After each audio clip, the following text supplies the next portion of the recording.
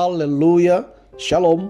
Saya Pendeta Gael Pinarta, senang bisa kembali menyapa saudara. How are you today? Tema kita hari ini adalah panggilan hati. Pembacaan kita terambil dalam kitab Keluaran pasal yang kedua, mulai ayat 23 sampai pasal yang ketiga, ayat pertama sampai dengan ayat yang ke-12. Namun yang merupakan nats kita saya bacakan di Keluaran pasal 3 dan ayat yang ketiga. Demikian firman Tuhan.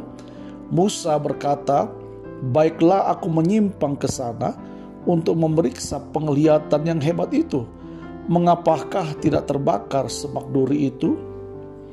Saudara yang dikasihi oleh Tuhan, seorang yang berasal dari Brasil namanya Raimundo Arruda Sobrino adalah seorang yang sangat terkenal, saudara. Kendati ketika itu dia adalah seorang gelandang, ya, karena akibat kediktatoran militer negerinya pada waktu itu, ya. Tapi Raimundo tetap melakukan kegemarannya. Dia menulis puisi, saudaraku. Setiap hari selama 35 tahun, kebiasaannya yang janggal itu memantik minat dan niat Sala Monteiro untuk menolong seorang bapak ini, seorang gelandangan tua itu, saudara. Dan lewat akun Facebook yang ditanggapi khalayak banyak, saudaraku, akhirnya kehidupan Raimundo berubah. Dan kini pada usia kurang lebih 70 tahun lebih, saudara, sekitar hampir 80 tahun kurang lebih kalau nggak salah sekarang usianya, ya, karya-karya tulisannya diterbitkan dan digemari oleh banyak orang, saudara. Nah, kita melihat pembacaan kita tadi, saudaraku, panggilan hati Musa ialah membela yang lemah. Budak Israel yang dianiaya orang Mesir dibelanya dalam pasal yang kedua ayat 11 sampai ayat yang ke-12. Anak-anak gadis Yitro yang diusir para gembala dibelanya juga, saudaraku. Kalau kita lihat di dalam pasal 2 juga ayat yang ke-16 dan yang ke-17. Hanya pelariannya dari kejaran Firaun mengubah total kehidupannya. Dari seorang pangeran menjadi seorang gembala ternak. Dan setelah 40 tahun, saudaraku, masihkah panggilan itu terus menyala-nyala di hatinya? Simaklah kisah, saudara, semak duri yang menyala.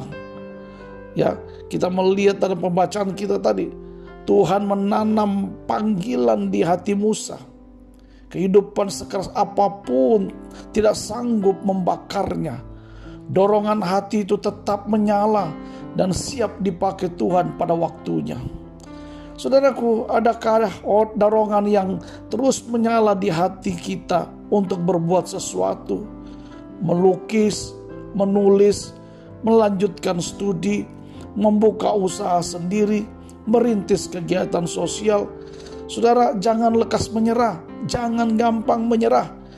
Jika Tuhan menyalakannya di dalam diri kita, maka saudaraku, tidak ada yang mampu memadamkannya. Usia bukanlah halangan untuk kita melakukan sesuatu bagi Tuhan. Karena itu mari, saudaraku, ayo mulai melangkah. Tekunilah apa yang Tuhan taruh dalam hidup saudara, talenta yang Tuhan berikan dalam hidup saudara. Karena kita tahu waktunya bukan waktu kita. Kita tidak akan pernah terlampau tua untuk memenuhi sebuah panggilan hati yang Tuhan berikan bagi kita.